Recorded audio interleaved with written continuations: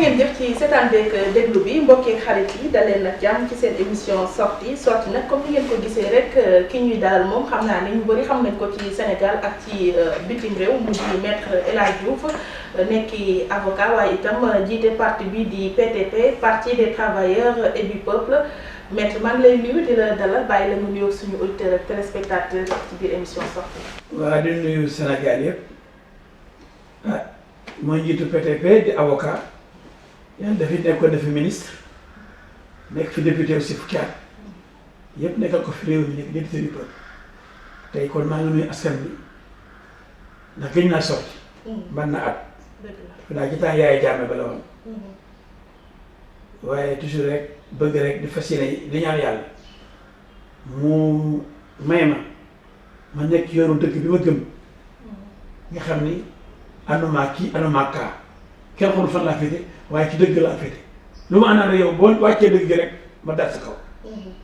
donc loolu daal mooy député du peuple di nuyu rek Sénégal yi yëpp namoon naa leen. waaw ñoo la raw wax nga ko namoon nañ la lool ndax gis nañu ne depuis élection législative yi defoo sortie médiatique gisatuñ la ngay def intervention comme ni ñu ko taamoo rek ci maître El Hadj Diouf lu xew ci actualité bi mu joxe ci analyse am waaye itam joxe ci position yam lan moo waral tekkaaral bi ñu jógee ci législative yi ba léegi. wala Ndiaye nee na boo xamul fi nga jëm nga dellu fi nga jóge dañu ne toog ne tekk déglu ndax dañu jóge ci élection yu ñu jommal. ah oui. Maître El Hadj Diouf ñu accueillir ko partout dans le pays Dakar Mbour Tëngéej Bargny Samba Dia Foundiougne Nioro Koupentoum Tanaf Goudomp Vélingara Tambacounda Ziguinchor Dagana Saint-Louis Louga Thiès dëkk bu ne danañ ba Lambaye ñu ay junni nit bu la wanee danaa fari daal benn diine wu débat avec la presse génn sur image yi nga xam ne à part benn bokk yaakaar xam ne coalition parti yu bale ma yëpp ci nekk APR nga parti yu bale ma ndax moom mosul dem élection APR ñun ñoo demal suñu bopp APR mosul dem ñangu ko moom parti yu bale ma moom AFP Moustapha Niasse PS bu bees bi moom ñoom Tanor Dieng. mais moom am na ñuy langaamu ci moom. waaye moom day langaamu ci ñeneen ñi parce que ñëwul dem moom kenn su ko def ñoom ñëpp ñu ànd man junniy parti man ma dem man kenn fu ñu wanee fuulu APR maa ci topp fuulu benn bokk yaakaar mais ñu tëb ni kii du am 30 wala 40 wala 50 député du ko dam bureau de vote yëpp sama bulletin nekk fa. ah oui. wala bu ko nekkee ñu dëpp sama doom day maama bi ñu ñëwee dama de Almadies fii. boobu maa ngi kaw rek moom ma ne papa dañu dëpp sa bulletin wax naa ko keroog ci RFM. xanaa amoon représentant. aw ma ko ndax aussi bi ma xaymaa représentant yi waroon am na 75 millions pour fay nañ toogal ma ci bureau de vote yi loolu aw ma ko di ki ma foog ne comme parti yu bëri bokk nañ nee nañ am na 47 yoo waaye 47 dégg ko dégg à peu près ay 5 amoon ñi des yëpp Dakar lañ toogoon def ay déclaration yooyu yëpp gouvernement bi moo leen fi tegoon jox leen xaalis. loolu sax dinañ ci. loolu pour tey jii affaire de parrainage daan candidat yi dañuy bëri fekk ay njublag la dañuy xalaatoon ne ëllëg na bu dee de parrainage fay ay nit ñu déposer caution toog Dakar ndax amuñu ay nit kenn du leen teew fenn ñun ñu toj dëkk bi toj réew mi ñëw ñu sàcc jo partout ne amuleen dëkk la gën a jërëjëf. waaw mais est-ce que du kon ñàkk représentant tam indi na problème boobu noonu ndax boo amoon ci. waaw boo amoon représentant. waaw ñu mën a sàcc mais foog daal li tax ma ne ba léegi dañu sàcc élection Sénégal waa Sénat ñooñu duñu daal à cause par président bi nga xam ne waroon na jóge bu yàgg maanaam jeex na mu ne miig di parti di noppi fu ñu fàtte ko ci waroon a dem bu yàgg waaye réew amatul doomu ngor amu fi yaa ngay dégg bureau de vote yi ñoo désigné seen ministère de l'intérieur seet waa AP def le président bureau de vote yi ak secrétaire bureau de vote donc yeneen coalition yi ak yeneen parti nee naa la ñu bëri dañu leen financé pour ñu ñëwandoo nit ñi rek kii lëndëmal mbir bi ñeneen ñi aussi daawuñu surveiller bu dee gis nañ peut-être coalition bi ba créé woon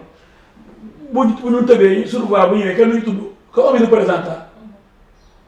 wala bureau de vote Touba dañu ma envoyé ay message dama amoo fu bulletin man waa Darou Salaam la. kon li daloon waa coalition gagnante bu Maître Wade du ñoom rek la daloon Touba. non man la gën a dal man ba ñu commencé élection yi Touba man am ma bulletin de vote Touba ak ay Darou Salaam waa Darou Salaam yi mobilisé maa ngi nuyu sama sëriñ sëriñ Sidi Mbacke sëriñ Amidou sëriñ Moudou Mamoun Mbacke monsieur Anta Borom Gaawal ñooñu sama sëriñ ah xam naa ne jàpp na ci ay doomam jàpp nañ ci sëñ Modou Mamoun Mbacke tête de liste bu leeral di sama rakku sëriñ mobilisé ñu amuñ bulletin bu ñu ma wootee yeneen dëkk yi di ma oo ay Koubantoum ay Tambacounda amuñ bulletin. ba ci journée bi jeex tam. mais xoolal li ñuy wax intervention chirurgicale mooy El Hadj Diouf dañoo def benn technique koo xam ne mu représentant dans les bureaux de vote ñu ne kii rek moom ñees na kontaan ren. ba ma demee Guinguinéo xam nga kaw la nga Guinguinéo sorewul ci ngoor gi dem naa Guinguinéo it fekk sama bulletin ñu dëpp leen sama doom nee naa la Allemagne de 8 heures dafa ñëw ne ma papa dañoo dëpp sëñ bi dama wër naa ko soxna ci fin laa gis dañuy dëpp say photo mais c'est-à-dire caay-caay gi ñu def ci élection yi du PDC boo ko am problème Touba yi képp koo xam ne yaakaaroon nañu ne war nga leen mën a indi problème même Dakar yéen a dafa dem Sall moo ko moom genn wàll gi amuñ seen carte d'électeur te moo demee ci àll bi ay Fouta ak ay Fatick 95% 99% la ñu am taux de distribution des cartes fa ñu yaakaar ne gagné ñëpp am seen carte pour voter fu yaakaar ne fii Khalifa Sall ko moom fii El Hadj Diouf ko moom fii Dio ko moom foofu fii Idrissa Seck ko moom comme département Thiès yooyu mais lu leen neex lañ def. kon daal yow ci yooyu nga tënku am ci naqar ak léegi-léegi xool ne. aw ma ci naqar gàcce laa ci am Sénégal bii bi ñu amee indépendance ba léegi xam nga France déggoo ñu élection yu sàcc même Gambie déggoo ñu sàcc élection day taxaw ni Adama Barrow gagné na Yaya Jammeh te Yaya Jammeh nekkoon ñu nguur gi Yaya Jammeh réseau de sàcc coono kay mu ngi amee bi ne Yaya ëppale nañ ko 62000 voix coono sa Alaaji Momar Ndiaye ñëw ni déedéet kay léegi dañoo juumoon 55000 voix yu Yaya Jammeh dañ teggaloon Adama Barrow léegi Adama Barrow 12000 voix la ko ëppale Yaya de yéen wëratuma leen moo tax ma def recours ba mais félicité woon na Adama ba pare kon Gambie sax lépp a leer amul sàcc lépp leer fii sàcc rek léegi nag man ne léegi man comme dama ruus am gàcce naa toog ba xool tey déglu ñii sàcc yi fu ñu jëm sàcc nañu yomb na waaye foo koy tëggee ma toogaat jàpp suma ñaaxul et puis Sénégalais yi seen bopp ma di leen déglu parce que bëggoon naa xam parce que moo ne tekk rek tey dina la war yoon ma gis foo romb ñuy jooy ay waaye sa absence assemblée nationale métti na réew mi askan bi tey rek Thiès laa jógee di tribunal Thiès démb tribunal Saint-Louis nit ñi dañuy daw di taw di wut si ay waaye lu fa nekk assemblée man de yow laa woteel. waaw mais sénégalais yooyu est-ce que buñ la woteeloon wala ñu taxawu sa liste ni mu waree di nga absenté. déggoo ma de fépp fu ñu ma woteelee sànni samay bulletin ndax amu fa kenn amu benn représentant ci benn bureau de vote rek loolu mooy suñu erreur mais amuñu woon xaalis boobu tamit. ndax fay caution. waaw kon loolu am nga ci part de responsabilité. amu ci benn part de responsabilité parce que du ma sàcc comme yenn sàcc yi xoolal sama baaraam milliardaire ci réew mi di def lu leen def ci élection yi ba fu ne ñu am fa lu ne man du ma sàcc ndey man aussi du ma milliardaire su ma bàyyi du milliardaire doonu ma ay milliards te kenn mayu ma caution te kenn mayu ma plus de 100 millions yu ma campagne dama ko ñàkk toj sama xaalis cabinet dëkkoo dëkk hôtel yi ngay loué ci sama ñàkk man kenn benn DG du ma financé ñeen am nañ ay directeur fii ministre sàngam caisse noire nangam boole yëpp ak lañ nekkoon ci seen gabaxa bañ nekkee ay premier ministre ak yooyu mais Sénégal daal moo amul moyen fay ñu ca bureau de vote yi amu ci responsabilité kon daal ñëpp war nañ milliardaire. quoi la ci organisation. kon daal bu lépp leeroon nañ est-ce que dina soxla sa représentant dans les bureaux de vote kon kay Sénat day assuré ñi toog waaye Sénat naa fekk kay mun assuré kenn lu la gën donc man dama foog ne kenn mënu na sama responsabilité parce que ñàkk milliards taxul quand même ma def péché day mel ni yow ñàkk xaalis dara ñàkk ay milliards pour fay 75 millions pour jour vote bi rek quand même ci réew mi ndóole ni Sénégal loolu moom ñëpp amuñu ko. kon du responsabilité El Hadj Diouf kon système électoral moo baaxul ba léegi ñuy sàcc sama militant yu bëri ak sama électeur dañu wane ma mais président ñun ñu ngi bëgg a wote mais dañ ñëw ba ci bureau de vote bi yoon na wote daaw jeeg ñu ak sama récépissé ñu ne ma demal xool ordinateur ba ñu wax la ñuy wax la site ministère de l'intérieur direction des élections pour ñu wax la fa nga yow kaw kaw ci àll bi. bëri na ñoom daal moom si. waaye bëri lu la ngeen bi dem ñëpp kaw dëkk boo xam ne kenn jàngul presque taux d'analphabétisme bi jaar na Sénégal plus de 60% des Sénégalais ba suñu def école jàng même 75% yi jàng xamuñu ordinateur xamuñu internet jànguñu informatique ñu ne la yow pour nga wax da nga dem dugg ci site informatique site bu direction des élections pour xam léegi bureau ba nga wote ñu ñëw fa seen sécurité yi sensé nañ la. d'accord jëlee ci école bi ci beneen école. loolu leer na gis kon élection amu fi daal. kon man meeru ma ci li man am gàcce la am gàcce. simulacre d'élection. waaw léegi nag moo tax ma noppaliku toog quelque temps seet Sénégalais yi ñoom luy xalaat ci El Hadji Diouf luy xalaat seen député bi ñu jël sànni ko jëbi ci ma seetlu ni ñëpp a mer ñëpp la naqari ndax macha allah ñoom xam nañ li ma leen jëriñ jëriñ man lu ma ci nekk suma xarit assemblée gisuma ko peuple bi laa gis. ñes ba mu nekk suma grand Saalum gisuma ko intérêt peuple laa doon gis contre ma ci kenn anuma ci kenn mais man intérêt peuple bi. loolu defe naa ne léegi bi gars yi seetee ràññee lii daf cee baax comme on dit à quelque chose malheur est bon bu ñu demee ba gis daal loolu liggéey gisatuñ ko ñoom ëllëg dinañ def leneen defe naa. waaw dafa benn nag génn nga assemblée. waaye am na tamit keneen ku mel ni yow kuy doxalee en tout cas comme sa posture ni nga ko fa nekkee woon ci assemblée lépp lu ñu fa nar a def mbuxum ko pour ñu rek nga wax ko muy Ousmane Sonko ndax gis nañu fan yi bi ñu bëggee jël ay 10 millions jox ko député yi waxtaanee ko ci conférence des présidents mu wax ko ci lañ ciy dentuwaat ginnaaw doonte terrain yi moom dinañ leen ko jox wàllu terrain d'abord ndax ci ñoom la njëkkee wala assemblée nationale ku fi toog rek doon député dañ lay may terrain. loolu yàgg na daa ñoom dugg avant ñoom. ñi ñëw ñëpp yàlla loolu du lu bees. depuis PS kon. yàgg na xaw ma PS la man PS laa ñëwee assemblée. sama 2 mandats fekk daal la ñuy amoon avant may ñëw. ñoo ñoom Pape Diop la woon. waaw après mu fekkee daal man ma koy ñëwoon assemblée. ak Mamadou Seck. ñu jox nañ suñu terrain bañ fa jógee. waaw lañ ma ne sa terrain ngi nii mais ba fay nekk sa sama terrain jotuma ko def naa 2 mandats war naa am 2 terrains mais benn lañ ma joxagul. te li nga xam ne ñun benn la ñu am c'est pas normal bu dee mandat bu nekk benn terrain la war naa am 2 terrains. c'est-à-dire doo xam ne dañ koy joxe du par ay corruption mais député du peuple warul nekk kuy taxawal di ko rek SDF boo nekkee le peuple yëpp bërëb di ko xeexal waroon nañ nalaw ci mbedd yi ak di France boo xam ne baaxul war nga mën a am kër waaye man ne bu doon kër yooyu laa compté dafa dama tëdd ndax ñu may soo jox sama terrain xam nga sax fu nekk ba léegi fañ ma wax ca boori teewal pour la xaw ma ba léegi dama boobu pour xool ko mais dama la ko wax ne bàyyi leen yéen presse bi Sénégal mooy dëkk boo xam ne dafa doy waar kooku lañ bu bëggoon trop kooku naan dafa mel ni man léegi ndax moom fa remplacé lan la def c'est-à-dire que man. moom wax na ci impôt député yi. waaye déglu ma loolu avant may nekk député la bañ dàq ko place am. ndax boo nekkee fi ngay liggéeyee lépp lu fa nekk secret nga génne ko secret professionnel dafa am ci service yi. bu ne mënoo téye sa gémmiñ ba fi ngay liggéeyee lépp lu fa secret même lu secret da ko jéem a génne pour yàq sa deru service bi nga nekk fonctionnaire dafa am hiérarchie fonctionnaire dafa am patron doo profession libérale.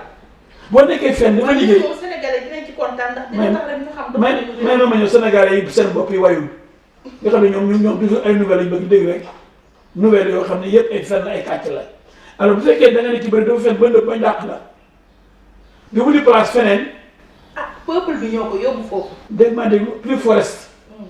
te plus forest yooyu mu am ba dem fa kenn ñëmu ko tudd ba léegi dafa mel ni liggéey Sénégalais yi te li tax mu dem fa du góoram. dafa am benn parti bu tudd MRDS bëgg naa Sénégal yi déglu ma ndax escroquerie politique dafa am ak nu ñuy fabriqué benn monstre comme Hitler ni ko fabriqué ba faru Allemagne attention Hitler dana wax di wax bañ faru ko Allemagne muy ni guerre mondiale dama ni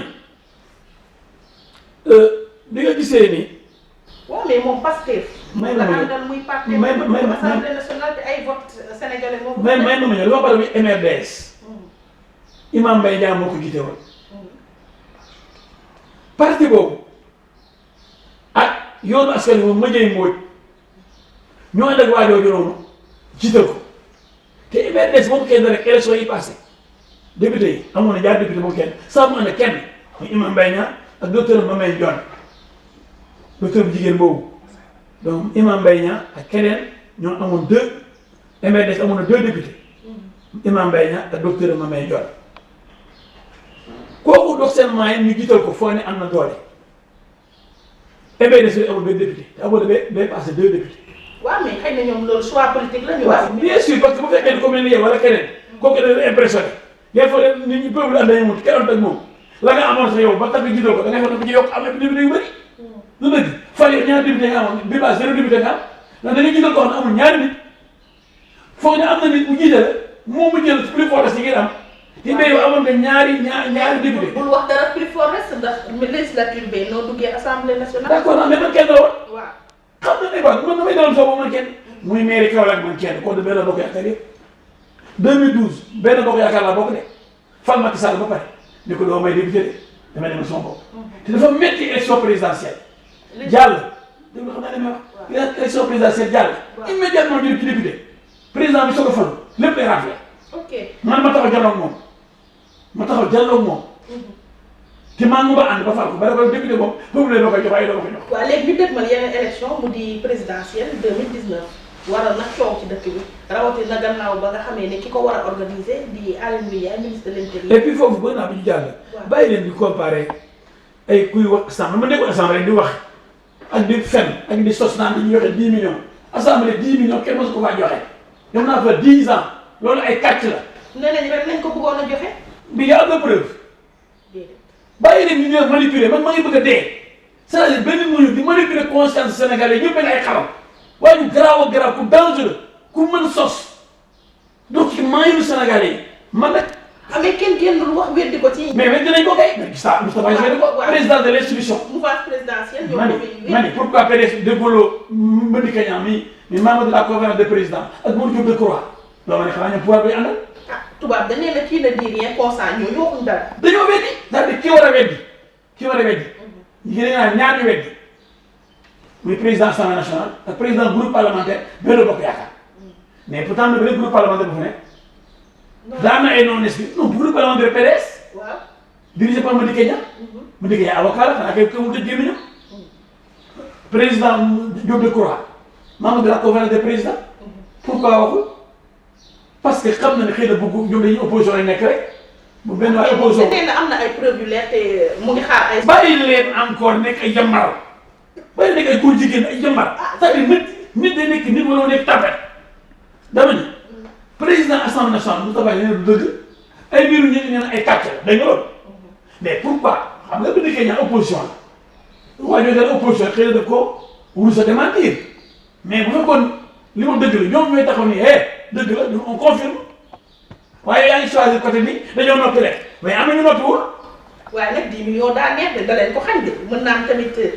waa ji ni mu ko waxee. waa ji day dox ci moyen Sénégal yi noonu la ko yàlla bindee mooy koo xam ne day sos teg ñëpp di waaye fekk da koy inventé mooy affaire pétrole bi fii la taxaw ne Sénégal yi perte nangamu perte milliard ci impôt pétrole kër pétrolier xam nga moom jàng na impôt mais jàngul pétrole jàngul droit. mais dafa bind te bind dafa. bind yëpp dem ci dëgg. écrit moom dara du ko. lépp fenn la lépp dama ne la xanaa man avocat la xam ne code de la famille code pétrolier. code pénal code pétrolier moo ni ci fi ñuy seetee pétrole bi ak gaz ba bañ koy gis amul benn taxe bu ñuy fay Sénégal ndax yow mi jël risque di ko def say junniy milliards Sénégal mënul jël risque def ay junniy milliards te wóoru ko ndax dina am pétrole kon yow boo demee di seet ba yàgg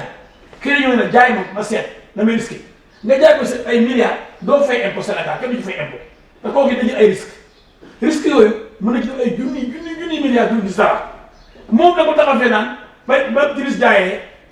pétrole bi wàllam kenn ko jaay waroon nañu jox Sénégal ay impôt. waaw mais pour pétrole ni exonération totale. ban problème nga am ak Ousmane Sonko. mënuma supporter fekk mënuma supporter kuy def Sénégal yi parce que mënuma nekk nag ñëpp El Hadj Diouf dëgg rek koy wax toujours ñëpp xam ne Macky Sall sama xarit la mais dama koy fët suba ngoon dëgg la du dëgg fii lañ bëgg a jàpp ci Lamine Niass man dama kaw def conférence de presse ni kenn du fi ci Lamine Niass am na wala amul 31 décembre jour boobu ñu lebee ko ma ne ko du yoon ñu ko jaay doole parce que dëgg lay wax dama bàyyi nag mënuma nekk dëgg ab xale jógee fële. te da nga jàpp ne li muy wax noonu tegu ko fenn. man de moom mi jël bindam. yow boo taxee pétrole war na fay impôt. waaw bi ci lu jaayee paaram c'est que da ngay am nit ñi parce que code pétrolier moo exonéré ki nga xam ne day jaay ay paaram ci phase de recherche ak exploration booy gëstu di seet pétrole doo fay état Sénégal yi impôt boo jaayee sa part mais kooku daa mën a sos bëgguma tax di wax di tànn ci moom mais bëgg naa Sénégal yi yeewu parce que man du sama noonu du sama dara mais dama gis li muy naxee Sénégal yi ndax tamit nag ma diw moo mel ni lu mel ni man dana 23 juin fu mu nekkoon. ndax bu daa boo Pastef boobu ki dund. keroog ñu ne ngeen groupe parlementaire keroog bi ñeenti at la def. xale yi avocat dama laaj man kay dama laaj kay yow yaa ngi wóor na ñeenti at. parti bi Pastef wóor na la. biñ ko tegee yàggul. wóor na la. day quoi waxal loo xam wala yow lakk ndax waa yooyu yéen yow bëri na nga dem safara dama ne la 23 juin muy fóon keroog bi ñu ne groupe parlementaire ay dëmbooj daaw day réglé ni yàggul jox ko Fada. waaw kenn moo waroon tere di xeex ay rajo yi. yow Maître El Hadji Diouf. keroog bi ñu bëggee yokk député yi pour am groupe parlementaire de 10 à 15 ñu xeex ko dem na ñoom kenn du ma ko ba conseil constitutionnel fan la nekkoon keroog 23 juin fu mu nekkoon Adama Y'en a marre lu mu foon Macky Sall lu mu foon Moustapha Niasse lu mu foon ana woon moom dafa voyagé woon Allemagne dafa demoon Biélorussie dafa demoon Ouganda tëdd fu mu nekkoon fan la ma soxla œuvre patriotique xeex pour réewam bu ma kenn yemale dama ne dañu bu yemalee nit ñi am ko génn seen cër bu ñu yemalee am nga génn seen cër mënuma ma yemalee koo xam ne lépp lu ko dëgg day toog ci maanaam Sénégalais yi ak koo xam ne chaque fois ni sacrifié wu pour Sénégalais yi. waaw mais benn projet. mais ñu ñëw ci gaz bi yaa ngi wax ko. mais benn projet. waaw keroog ba fekk si la Niass ak Pape Cheikh Sylla émission ba ci biir lu ko Walfadjri boobu tàng na ma ñu expliqué Sénégal yëpp li war dana def. waaye 23 juin Maître ñun bëggatuñ koo fàttaliku ndax li taxoon ngeen di xeex tey jii ak doxalinu réew mi ak askan wi ni leen politiciens yi bàyyi seetaan leen ak seen dund chaque jour dafa mel ni 23 juin jàll na fi mais jàll na. kon 23 juin da nga bëggoon bàyyi daal ñu bàyyi ku nekk rek président yóbbaale kenn ba 1 mois après nga démissionné ma remplacé ay presse la ñuy xeex de ak 25% au premier tour. waaw mais yow boo nekkee président am 30% koo wàdd rek en 2012 koo wàdd jàll na premier tour amoon na 36%. waaw mais engagement loolu la ñu bëri ay du woon borom Cheikh Macky Sall wala Modou Ndiaye wala Ibrahima Diop ay principe la ñuy xeex. mooy kenn du fi jàll ak 25% nekk président 75% yi am yow nga nekk président yow nag lu carte bloquant ñu déggu France yow carte bloquant yow boo amee 25% jàll fu la bloqué. bala mooy bëgg ne ñu laaj Sénégal déglu français naan la carte bloquant 25% jàll fu mu ekkee ba fu mu lay bloqué au contraire bëgg ngay ubbil ah 25% ubbil nañ nekk président fu la bloqué. waaw léegi ñu ñëw nag ci. léegi 75% Sénégalais faluñu la 25% nga bëgg diriger Sénégal loolu yoon ñu ne la may na aussi yóbbaale benn vice président boo dawalee 1 jour 2 jours ñu fal la nga prêter serment démission sa rakk wala sa doom sa xarit nekk président Sénégalais bëgguñu ko kon lu ñu rëccu ci 23 juin loolu presse su joxee de. principe boobu bu jàll musiba am. boobu baax na mais ñi ko doon xeex nga xamante ne dañu ne woon dañoo bëgg indi beneen état beneen système boo xamante ne dina méngoo ak li askan wi di xaar ci ñi nga xam ne ñoo yor réew boobu boo ko méngalee ak 23 juin li am léegi ci réew mi loo ciy wax. 23 juin amutoon benn décision ne nañu xeexal réew mi pour ay teg fi nii def lii defaraat lii doon programme politique 23 juin. mais xaaral doon xaaru dara ubbilu dara ubbilu dara xam nga 23 juin nu mu def 23 juin nu mu def bañ noo tee jeex noonu ñu daal bu may nekkee président yóbbaale sama doom ñëpp naan xëy na waaye yaa bëgg a yóbbaale doomam wala xaritam bu fal rek comme màgget na kooku daal ñu nekk président de la République. mais looy tontu ci ne. mais du ay affaire ay xaal la naan dañoo bëgg a defaraat lii defaraat réew mi déedéet. pourtant observateur yu bëri nangu nañ ne 23 juin keroog la Maître Wade perdre pouvoir bi. oui xëy na da doon xaar élection moo jot a. dëgg la mais keroog la perdre le pouvoir. dëgg la waaw léegi ñu ñëw ci gaz bi Mamadou Lamine Diallo nee na liñ ci jot a xaatim rawatina président bi mu demee Mauritanie ak yooyu noonu xaalis bi ñuy xaar ci gaz ak pétrole sax nguuru tey jii leb nañ ci ngir mën koo lijjanti ci problème réew mi te toog génnagul ci lu askan wi war a mën a jëriñoo. xaw ma ne dëgg laa déet mais lu xew mën nangu la ndax boo yàlla mayee xéwal bu toll noonu am ñoo xam ni ñoo war a liggéey ñu xëy ma ne war nga ci am ay nangamu junne milliards bi commencé en 2021 yoo xaw ma bu dee avant loolu ñoom d'accord dañ ko avance la ci la nga war a am loo xam ne yow leboo ko dañ lay avance accord ëllëg bu ñu commencé xëy ma ne ni lii dañ koy am nangamu milliards bu la ca avancé kay wàññiwul dara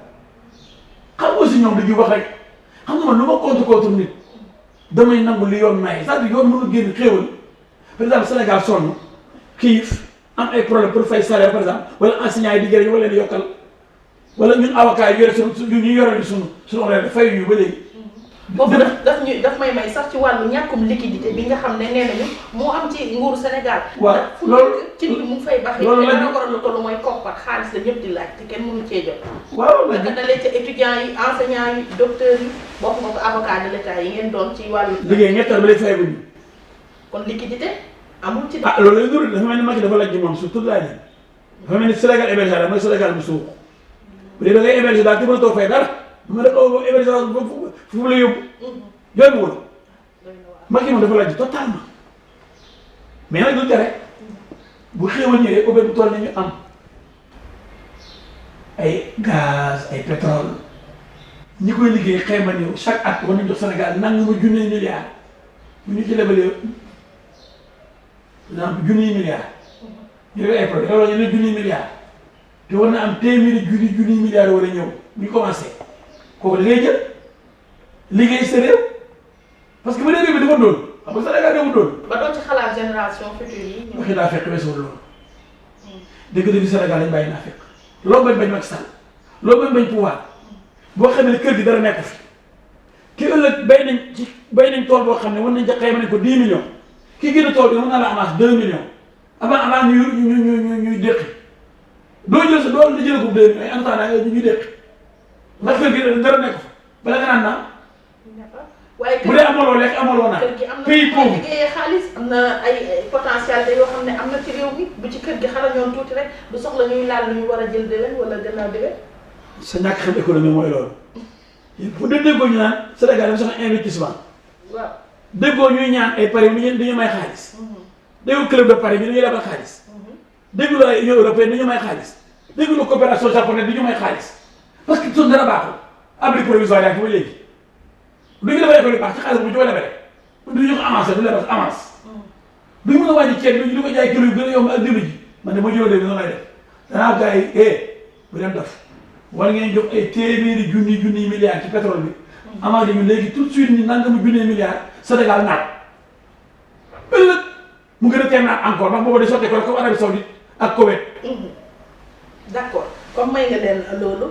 wàllu Aliou Ndiaye déclaration bu def dalal na sa xel ci ku war a organiser élection. sama cousin dafa jóoru Aliou dafa jóoru nag vraiment war na gën a tey gën a maam gën a bañ a wax ci affaire ay Macky day jàllale du jàll yow mënuñ la dénk mbir arbitre Paris Saint-Germain Real Madrid nga ne Paris mooy gagné premier mi-temps dina dugal 3-0 yow koy arbitraire rek même bu dee nga faral Paris nëbbu ko ndax yéen ñu nee arbitre boo nekkee arbitre day am lu la war. ndax dina neexal na bu param ndaxte ku la abali gët fu ko neex ngay xool ki ko fi teg. moo tax man bu doon moom comme Abdoulaye Daouda ak keneen dama am président bëgg nga ma loolu jox ma beneen ministère jëlal keneen koo xam ne kenn ku mën a ŋàññi ëllëg ndax féetewul fenn ñàkk a féete sa jafe mais ko xam ne xamee luñ ko ànd bu ëpp ak far parloo bu ëpp ak gëm président bu ëpp ak gëm président bu ëpp. kon li ko ak jàppale président bu métti ci biir Jolof nekk un bon militant ñëpp xamee nañ ko loolu donc un militant engagé day métti ak engagement mu neutre.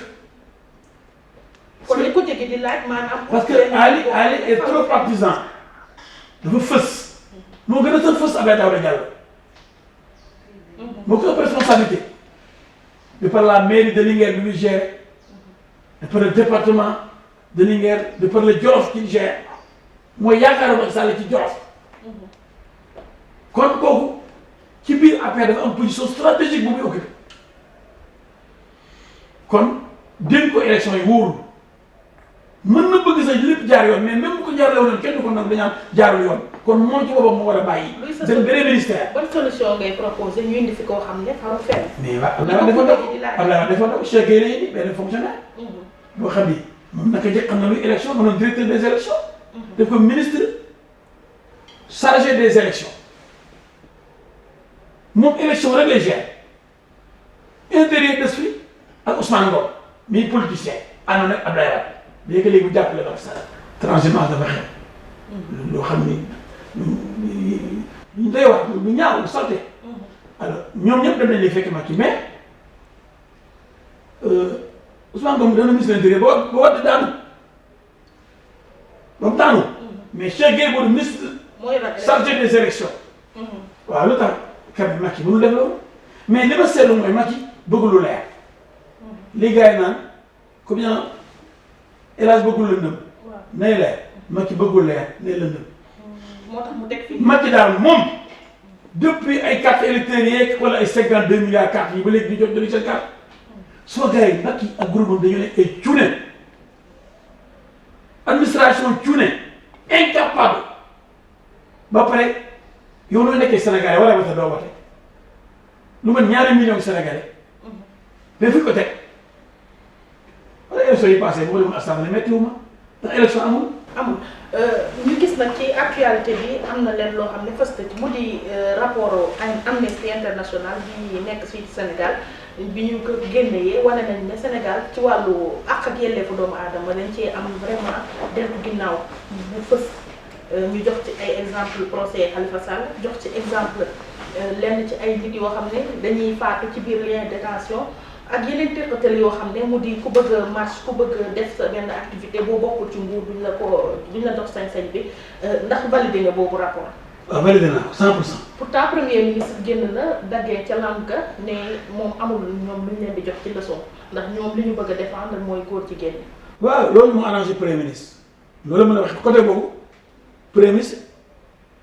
wax na fa waxu ku muus koo xam ne Sénégal yi comme da muy góor jigéen di ñoom loolu lañ bëgg. foofu dafay am dëgg waaye dox leneen li Assane Diouf par exemple Assane Diouf kenn porté ko plainte Assane Diouf sëñ Bass Abdou Khadre porté ko plainte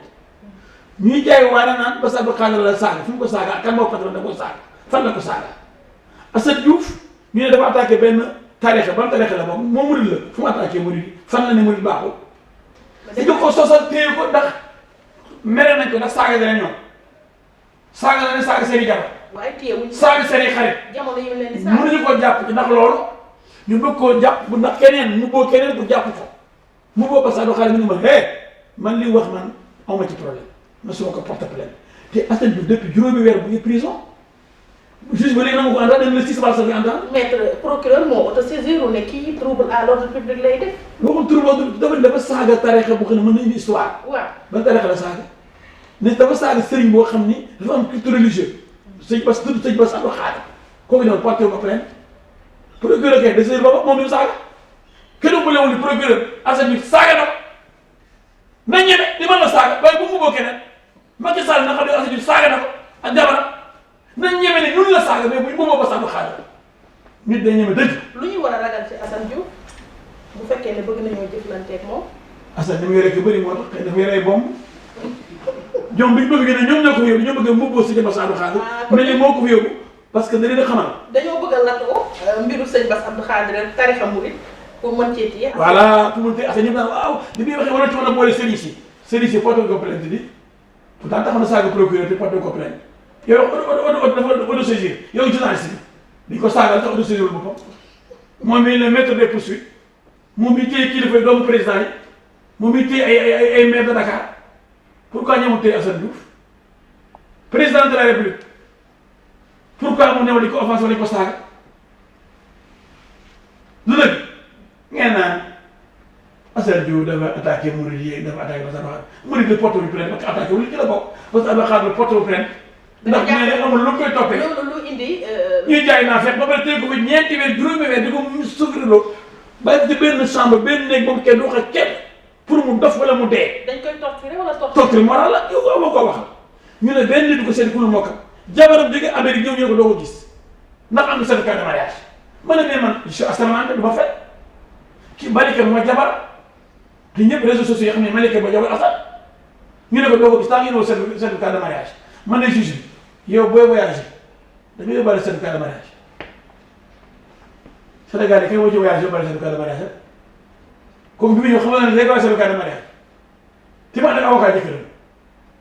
mais pour souffrir loolu torture moral la. ba tey ñëw na ba dem te gisee wut ak moom. nit ñi gisee woon nan mu gisee moom torture morale sa jabar jógee ba Amérique seet la sa avocat dem ci doyen des juges ne ko kii jabaram la mu ne lan moo ma koy prouver ma ne ko mais man dama waat boo fekk. waaw d'accord léegi xam naa loolu moom dinañ ci gën a am yeneen développement. mais pour que Assane gën a moralement mu gën a souffrir jabaram jógee Amérique jël avion ñëw ñu am ay njaboot war koo gis yow doo ko gis gars yi soxor nañ moo tax Amnesty International li mu wax dëgg la fii jaay doole fi am ba ci Khalifa Sall. ba ci Bamba Fall. procès boobu ñu ñëw ci ndax yow bokkoon nga ci avocat yi waroon défendre Khalifa Sall ñu bañal la ko nga ñëwoon di def plaidoirie pour ville de Dakar tamit juge Malick Lamot bañal la ko anam yooyu nan la demee woon. waaw d'abord dama bëgg leeral Sénégal yi ni benn juge mënul tere benn avocat plaider dossier jugement la moom xamutoon métier am xamul liggéeyam dafa jóoru parce que presque bi ànd jóoroo noonu moom ni me El Hadji chassé du procès par le juge Lamot. Ce qui est faux. Je lance un défi à tous les magistrats, tous les avocats yi jàng droit benn juge amul droit ni avocat li nga wax neexuma doo plaider amul. L'avocat a l'immunité de plaidoyer comme le député a l'immunité parlementaire. mais defoon nañ ko mettre Amadou Sall procès Karim Wade. waaw déglu ma. dàqoon nañ ko ci kii. waaw lu benn yooyu. waaw déglu ma bu ñu foogee da nga troublé audience am mën na ne mais yaa ngi troublé sa audience loolu moo amoon taw Karim Wade. boobu daa bëriwul trouble bi daal déglu troublé man troublé wu ma dama plaider juge bi ne ma seet naa ne li nga waxaloo ville de Dakar ba ngeen yaay avocat mais li nga wax day arrangé Khalifa Sall fekk ma ne ci exception yi défense bu wax am naa ci 2 témoignages yu may def devoir de vérité fekkee ma ci boole benn bi mooy lever immunité parlementaire ni ñu ko defee du noonu ci nekkoon naa député 10 ans fekkee naa bi ñuy lever immunité parlementaire bu Omar Sarr bu Balde bu Ousmane Ngom fekkee naa bi ñuy dindi bu immunité parlementaire bu Barthélémy Dias fekkee naa def ñaari lever immunité parlementaire daa di génn règlement intérieur bi nii lay demee kon violé leen mooy jaay nañ doole Khalifa Sall ndax bi ñu ko falee rek dañ ko doon bàyyi mu dem nekk député bi ko bëggee jàppaat ñu lever immunité parlementaire beneen bi man ne article 5 règlement statut de l'UEMOA moo ni bu ñu la ooyee rek police sa avocat dafa taxaw boo ko xamul li nga ko war a xamal def mention obligatoire à peine de nullité mooy bu ñu la waxoon ne am nga droit ci avocat tout de suite bi ñu la ooyee sans attendre la bi ñu la ooyee rek nga dugg si bu ñu la waxoon ne am nga droit ci avocat procédure bi yëpp dafa nul moo ne juge bu ko procédure bi dafa nul ndax maa njëkk a taxaw parce que Khalifa ma oolu maa njëkk a dem police dig dama ñëw pour assister Khalifa ñu ne ma doo fi dugg di réer boobu bi ba ma wax ak journaliste yi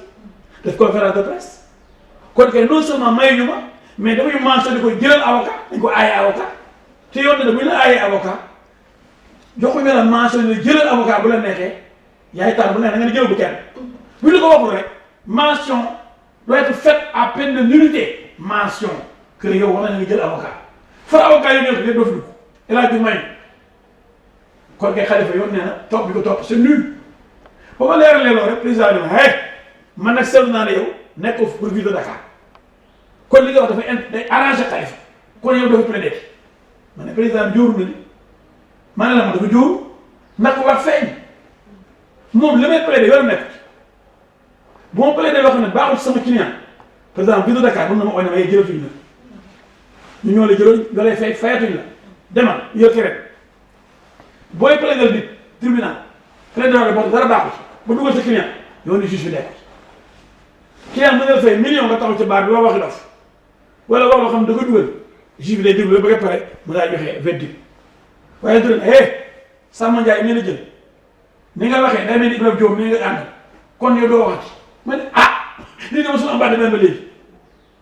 juge Kama fi ñëwoon Cameroun ba tey Cameroun bi. waaw jàppante na ci maa ngi la encore ba kii ñëwati mbéy gi ba tey Sénégal dégg nga loolu. foofu da ko war a wax lii c'est violent say terme dafa dur lu yoon ci lu avocat yi wax immunité de plaidoyer lu ko neex lay wax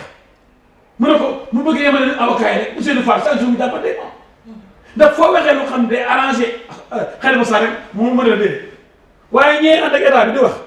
ak agent judiciaire de l'état lu ñuy wax ci loolu luy saaga sax Khalifa Sall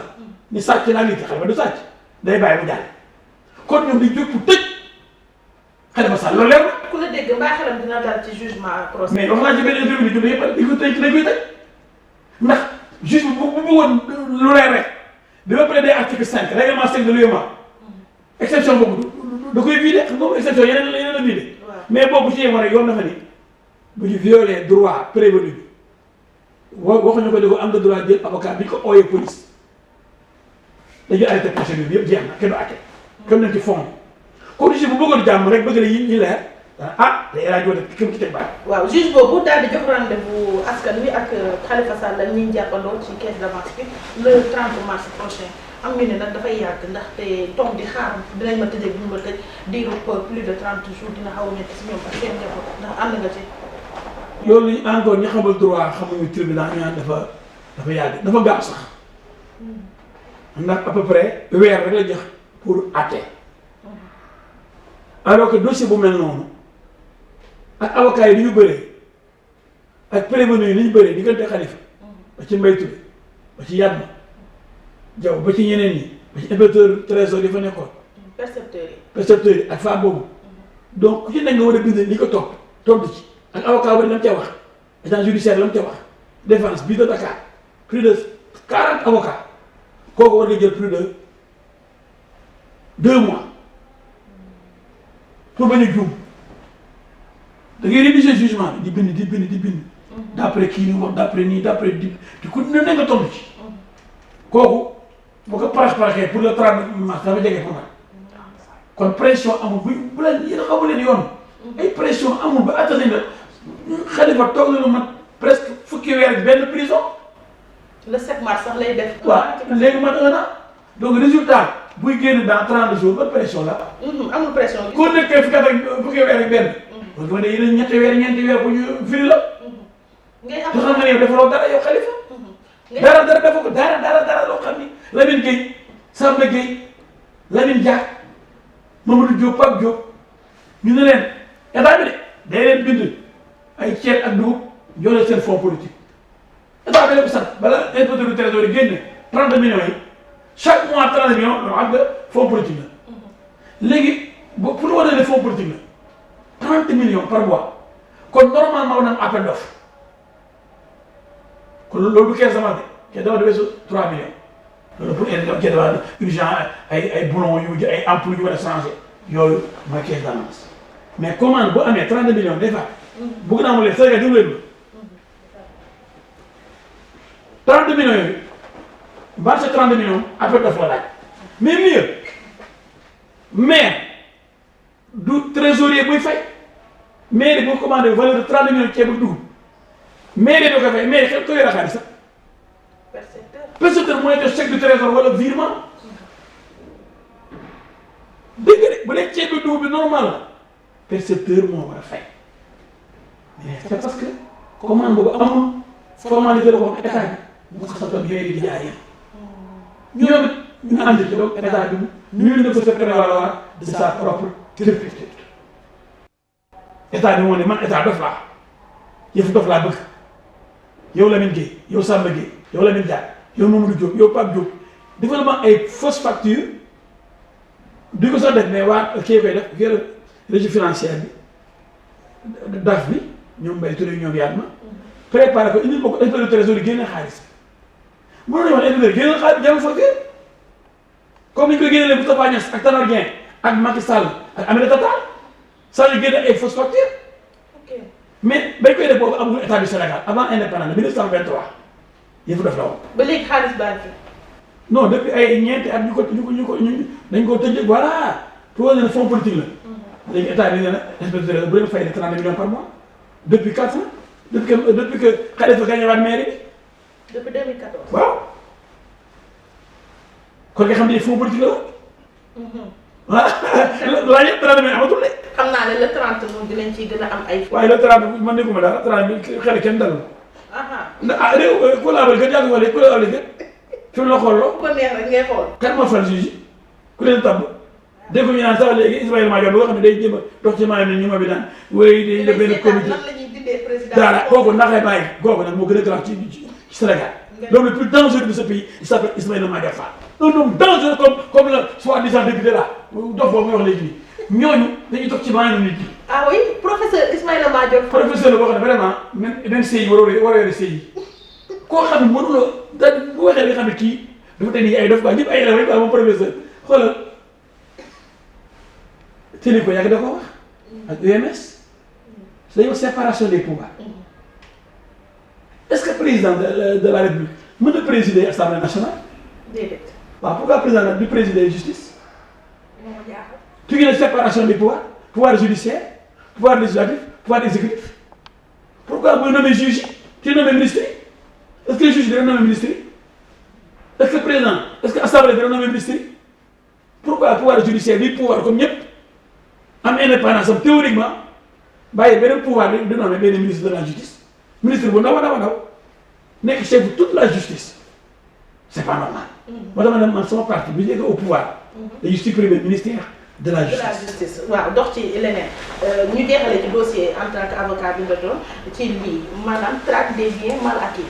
yéen a nekkoon avocat de l'État ci dossier bu rawatina ci procès Karim Wade Mimi Touré nee na 200 milliards la ñu retrouvé ministre porte-parole du gouvernement def communiqué ne 152 milliards la Sidiki Kaba waxoon na fi 50 milliards yéen avocat de l'État yi ngeen ne kenn fayu leen dërëm waaye kon dossier traque des biens mal acquis Sénégalais yi lan lañ ci mën a jàpp maître. li ci mën a jàpp mooy li soxna Mimi Touré wax dëgg la. 200 milliards kon. xam nga Mimi Touré man sama xarit yéen xam nga ñoom Sénégal yëpp xam nañu loolu. mais ba ñu demee bureau ci traque des biens mal acquis fa lañ signé contrat ak madame Aïssata Gassama à l'époque moo doon agent judiciaire de l'État. ñu ne avocat yi am nañ ci 2%. bi ma demee ci président Macky ma ne ko seen ministre bi dafa nay de 2% la ñu war a am bu ëllëg bu ñu paree procès bi. moom sa demoon nekk seen ñu ko yokkee peut-être parce que 2% ci loo xam ne kenn adressé gul dërëm dafa tuuti. waaw te avocat bu liggéeyee moom kenn war a am 20% moom kenn rek. ñun gis avocat yi kon ñun lañ boole 20% li benn avocat war a am ci traque des biens mal acquis dañ ko boole fukki avocat. parce que Abdoulaye bi ñu ne ñun escroc lañ ñu laaj nangam ma ne paa bi daal mu may bëgg nag décevoir nag waaye nag comme alal doom lañ jël ak alal ay nitam du ko neex wala ma ne bu ñu fay dara pour lan bi ñu fay. ba ñu commencé 0 franc la ñu dem ba Mimi 250 milliards. ah yow yokk nga ci 50 muy 250. non si Mimi 254 la wax journaliste bi ne 200 rek bëgg lu yomb Mimi dama 254 milliards la wax. kon yow ba ay 800 ba yegg ci ay franc. da ngay dëggal ni kon 254. non dëggalu ko mais dafa yenu maanaam parce que état ci boppam weddi ko dafa ni encaissé na 152 milliards te boolewul ci immeuble yi ñu jaayagul ak société yi kon kay 200 milliards war a mat. mais ñoom dañ cee tudd Abbas Jaber rek Souméor ak yooyu noonu yooyu lu leen boole traque bi. traque ñoom traque dañu fekkoon ñoo xam ne dañu yore état bi xale tëdd ci bañ a fay. état bi lii du yor dañu leen traque bu ñu nag alal li bi ci la bokk bu dee traque di nga tribunal mën nga fa bañ a dem dañuy wax transaction day am médiation pénale day am fii laa taxaw ne président nee na te moom ko Macky Sall ku joxe 80% nga bàyyi 20% coo amoon na fi. gis naa sa Sadio bi di ko répété. du ma teg fu koy waxee. am na wala donc am na ñu joxe comme ñoom Jaber jooju koy wax saa ñu yegg tribunal ndax dañ tënku ci àll réew mi mais ñenn ñi jaxase boobu non dañoo boole ni mais même bu ñu waxee loolu. waaw ñun état bi moo nañu au départ Sidiki Kaba Amadou Ba ñu jëlee à peu près 60 milliards de recouvrement au départ. ñu ne kon 2% de 60 milliards du 1 milliard 200 ñu ne ñun avocat bu dee dafay sa 1 milliard 200 ba tey gisuñu dara même bu yeggul 200 milliards yi kii di wax parce que bu dee 200 milliards man am na 4 milliards man kenn donc 2% de 200 milliards c'est 4 milliards bu dee 152 milliards yi état bi reconnaître am naa 3 milliards ndax 2% de 150 milliards c'est 3 milliards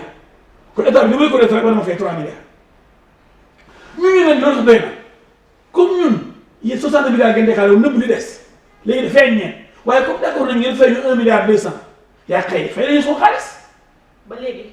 fay leen. mais dërëm lii dafa métti ne fa kan nga koy waxee ñun tey suñu cabinet yi ñetti at ci procès Karim Wade ak ay bi ma bougé traque des biens mal acquis lu ne ñu ñàkk bu ñu xëyee rek ñu ngi ci instruction ñu nga palais ñu ngi plaidé procès Karim lay duré na mat 8 mois avant boobu amoon na instruction. dem nañ Abuja plaidé ay Paris ay Genève fu ne. jotuñu leen sax mosal tuuti. waaye joxuñu dara leen di joxe ay frais de déplacement wala sax frais de place boo ko la fay loolu c'est normal bi la yow boo ma yónnee kay xam ne mu jox paas waaye bu ma paree ba gagné li ma war a fay def contrat la convention comme encaissé nga milliards yi boo encaissé loolu dama ne la baal mais nooy encaissé baa doole rek nooy encaissé tant de milliards waaye ñu wax ci cumpal ko li mu ci am nga ne nga sa xol bon nga iñañati ñun du ma ko jox li mu am. waaw ñu jóge ci mbiru tribunal nag wax ci. ñii dañoo baal la waaye ci bon. suñu gan bu mag gi rek nga xamante ne Recep Tayyip Erdogan ma jàpp ne jamono yi ñuy wax téléspectateurs yi auditeurs yi di ñu teewlu moom mu ngi fii ci Sénégal war fi am visite ñeenti fan yoo xam ne ci samedi gi lay jeex kooku yi nga xamante ne moo jiite Turquie dégg nga coowal Yavuz Selim waaye Turquie moomu tamit moom moo tabax moo yeggali AIBD maanaam aéroport Blaise Diagne centre conférence Abdou Diouf it moom moo ko tabax mu doon daal benn réew boo xam ne soo seetee doxalinam ak taxawaayam mu ngi bëgg a bëri nag màkkaan ci Sénégal maître. waaw daa bëgg moom Sénégal de ndax dem na ba école boo xam ne ñëpp ko wóolu Sénégal yow Selim mu ne Macky Sall tëj ko bu daa koy tëj mais Sénégal moo ñàkk fayda école boo xam ne école d'excellence la def ay résultats ay junni xale dafa jàngee Erdogan bi nga xam ne dictateur bu bon la criminel la dafay rey di tëj di bombardé nit ku bon a bon la du président yi gën a yées ci monde bi ci la bokk mooy président bi gën a bon ci àddina bi yëpp kooku sa xaalisam li ko doon seexlu xaalisam dafa ànd deret te pourtant Abdoulaye Wade commencé woon na aéroport bi la jàng sans Erdogan kon mënuñu ko yeggali sans moom bu dee centre Abdou Diouf international Abdou Diouf lu ñu jëriñ CIAD ba jëriñ la yow boobu lu mu yokk Sénégal lu muy entretien bu compliqué il faut ñu fay ay nit ñi nettoyé te kenn talu ko si Sénégal gi di ay foire ay salon boo demee kii fa pare am na salon gànd fa ñu defee yenn kii yu mag yi. xëy na bee capacité moo gën a rëy yéen. gënu lay dara gënu lay fenn grand théâtre yi Abdoulaye Wade dafa defar te lépp lu CIAD jël grand théâtre mën na ko jël parce que Wade moom dafa amoon vision dépassé de Sorano lu dëgg mais ku ñëw rek bëgg a defar say fi bopp mag yi bëggoon a defar centre bi nga xam ne centre bi tous léegi naa ne fa mu ne ne jaan yeeg golo yeeg kaña yi ñoo fa nekk da ngay toog ay at dara dafa xew ñu ne ñu defee des juróomi fukki milliards pour lan léeg-léeg mu empêché réunion yi defee ko fa réunion yoo xam ne mënoon nekk kii Fat Patas Sénégal ko moom mënoon nañu ko defee CICES ñoo ko moom am na salle mën nañu ko defee grand théâtre ñoo ko moom mais Macky xoolal terre bi ñu koy doyee ñu ne xaw ma ay 700 milliards foo xam ne am na déjà péage oto day jaar lu ne neexee ñu ngi lay encore terrain yàq pendant ce temps 700 milliards yooyu ak yeneen milliards yu yàq ci ay centre Abdou Diouf enseignants yaa ngi nii jàngalekat yi syndicats yi lu ñu wax ñoom du ko def santé yi ngi nii étudiants yaa ngi nii école privée université privée dàq nañu état bi ay 16 milliards mais état bi moo ñàkk jom avocat doo fay université yi doo fay syndicats yi li ngay wax ñoom doo ko def mais fu jëm ak ñi aucune crédibilité un état qui dégénère qui respecte pas sa signature lu mu wax syndicaliste yi lu wax ay avocat lu mu wax askan du ko def luñ promettre du ko def ana port Kaolack conseil de décentralisé en 2012 Macky Sall ne damay defar port Kaolack ba tey bu defoon 5 ans mandat ba nga waxoon Sénégal bu njëkk kon jeexal la kenn dàq nañ ko su defar port Kaolack ak feneen lépp noonu la c'est-à-dire naxee mbaay bi moo ëpp nañ bàyyi façon yooyu ñuy nax muy député yi muy président yi muy opposant yi képp ku fa dégg ndax Sénégal yi daa tax sa kaw. ñu waxoon dëgg ci bëgg dëgg sàmm dëgg. communication ñoom ñi nga xam ne ñoo ñu jiite dégg nga propos wu ministre Mbaye Ndiaye ba ñu utiliser ko comme personne ressource ci procès Khalifa Sall. Alioune Badara Cissé médiateur de la République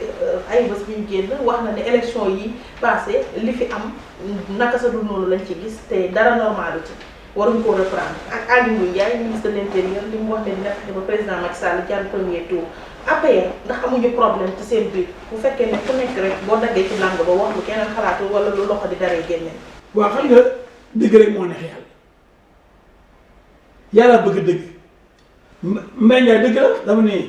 problème mu Khalifa Sall mooy lim àndutal ànd ak président de la république waaye li mu def kay loolu la Pape Diop doo def ak Mamadou Diop Sénégal da lay doxee lu fi bees mooy moom mooy seul maire boo xam ne jubóowul ak président bëgg na samp na nëpp dialogue président ci dëkk buy Dakar moo ëpp ay nit ñuy voté ci Sénégal yëpp ay millions de Sénégalais rek boo gagné Dakar da ngay dem deuxième tour yow mii borom dëkk bi Dakar bu la yàlla mayee carte de Bakar nga taxaw jëloo borom réew bi yow yaay borom dëkk bi borom capital waaye moom mooy borom réew bi yow li nga am ci capital mooy genn wàllu Sénégal boo campagne yem Dakar rek da nga dem deuxième tour ñu ne ah kii nañu sàkk pexe ABC li ma dëgg la Amnesty International li ma dëgg la waa APR ni ñu communiqué yi dëgg la Mbaye Ndiaye li ma dëgg la Mbaye Ndiaye li ma dëgg nee na xale bi deful dara li mu def la loolu ñëpp di def. mais ndax arrangé na camp mais camp boobu amul lu ñu leen di arrangé camp boobu kii la woon rek entre parenthèse la woon ci histoire de Sénégal APR ak ñi ñu àndal nii. waaw ak paa yu xaw a ñooñu. ñooñu xam ne ñooñu ils appartiennent au passé. waaw xam nga ñoom sax ils appartiennent à quel temps ñi war a mag yëpp ñu bokk. ñoom moo tax ma ne waa Benno Bokk Yaakaar. ma ne lance un appel ñun waa Benno parce que Benno laa ko ba léegi. nañ évaluer suñu compagnonnage ak Macky Sall. gars yi Macky daal foog lu may ñaari paa yooyu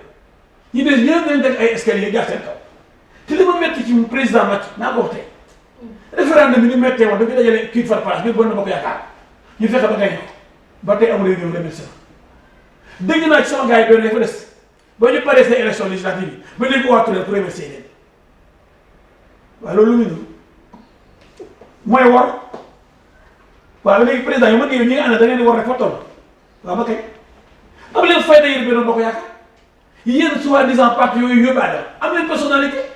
bu dee ñaari paa la jël rek jox leen lépp assemblée ak au conseil lu ñu wax loolu mooy ak moom yéen bu ngeen faale ci dara benn cër benn gëdd lu may ay maire yéen saraxal yéen mosal parfaitement am leen dignité yàlla nekk ko ne fi avant Macky Sall dafay nekk après Macky Sall Macky respecté nit ñi dafa leen cër gëdd respecté Sénégal yi respecté droit de l'homme vraiment dimbale Sénégal yi ñu lekk dinaan am liggéey seen signature nag ak syndicat yi ngir yàlla suñu doole soxla nañ jàng maître maa ngi lay gërëm naxee bàyyi bi ëpp na toppatoo école de santé bi mënul ñàkk ndax Sénégal jëm kanam. maa ngi lay sant di la gërëm maître El Hadj. maa lay gërëm di la sant. di gërëm ñi nga xam ne ñoo doon teewlu seen émission sortie gërëm nag suñu équipe bi doore ko ci Papis Mbaye ñu ngi koy sant bu baax di ko gërëm Massila Seck du ma fàtte nag sama naataango soxna Mami Kanté ñu ngi koy jaajëfal bu baax. mbokk yi di jaajëfal Demba Thiam mi yor wàllu montage bi Oustaz Assane Diouf ci coordination bi seen émission sortie la woon ñu ngi leen di jaajëfal bu baax jox leen rendez-vous beneen ay bés yu beneen émission incha allah.